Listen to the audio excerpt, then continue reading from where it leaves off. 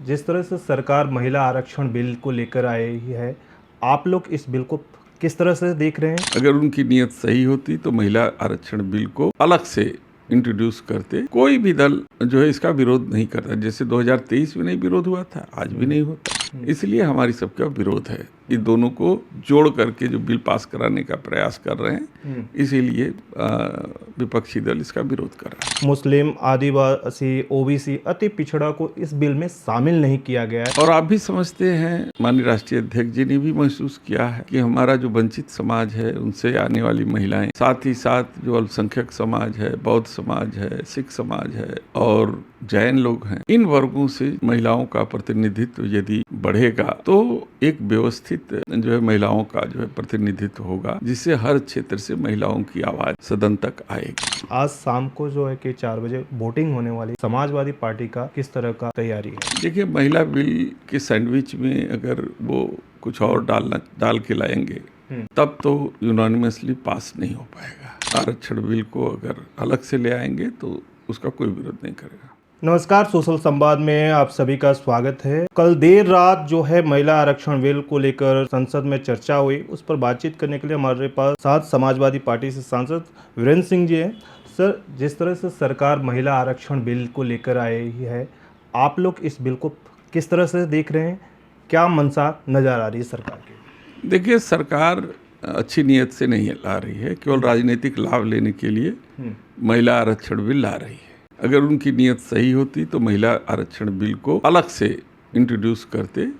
कोई भी दल जो है इसका विरोध नहीं करता। जैसे 2023 में नहीं विरोध हुआ था, आज भी नहीं। लेकिन सरकार चाहती ही नहीं कि महिला आरक्षण बिल पास हो, इसलिए उसमें महिला आरक्षण बिल के साथ साथ डिलिमिटेशन का भी बिल उन्होंने सम्मिलित कर दिया है। तो ऐसी स्थिति में बिना समझे, बिना इन सारी चीज़ों की प्रक्रिया की जानकारी के यदि सरकार दोनों को साथ साथ पास कराएगी तो सरकार की मंशा क्या जो सही प्रतीत नहीं होती है। इसलिए हमारी सबका विरोध है।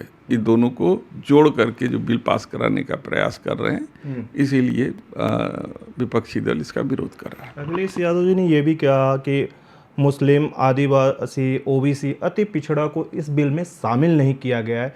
क्या आप इस बिल के बारे में थोड़ा स्पष्टीकरण देना? देखिए, देश में संविधान सबके लिए बनता है। यह देश संविधान से चलता है और हमारे देश में सभी जातियां, समाज, वर्ग के लिए समान अधिकार है। और आप भी समझते हैं, माननीय राष्ट्रीय अध्यक्ष जी ने भी महसूस किया है कि हमारा जो वंचित समाज है, उनसे आने वाली महिलाएं, साथ ही साथ जो अल्पसंख्यक समाज है, बौद्ध समाज है, सिख समाज है और जैन लोग हैं, इन वर्गों से महिलाओं का प्रतिनिधित्व यदि बढ़ेगा तो एक व्यवस्थित जो है महिलाओं का जो है प्रतिनिधित्व होगा, जिससे हर क्षेत्र से महिलाओं की आवाज़ सदन तक आएगी। इसलिए उन्होंने इस बात की मांग की थी।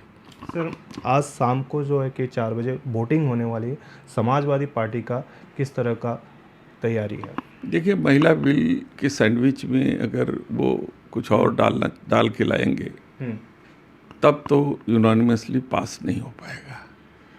अगर महिला आरक्षण बिल को अगर अलग से ले आएंगे तो उसका कोई विरोध नहीं करेगा।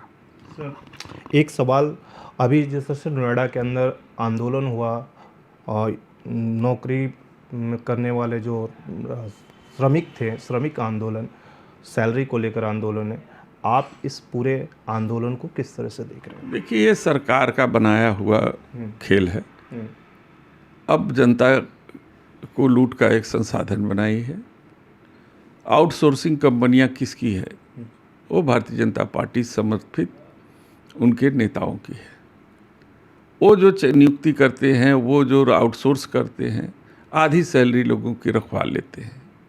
इसलिए अब जो कर्मचारी हैं, न उनका जो श्रम कानून के अंतर्गत उन्हें कोई संरक्षण मिल पाता है, न ही उनको कोई लाभ मिल पाता है और वो असमंजस की स्थिति में रहते हैं। 3-3 महीने से उनकी सैलरी नहीं मिलती है। वो कहाँ आवाज़ उठाएं, किसको बताएं?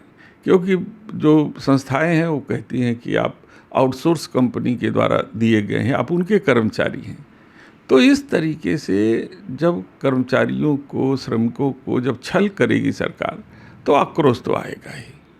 जी बहुत बहुत शुक्रिया सर। दिल्ली से सोशल संवाद की रिपोर्ट।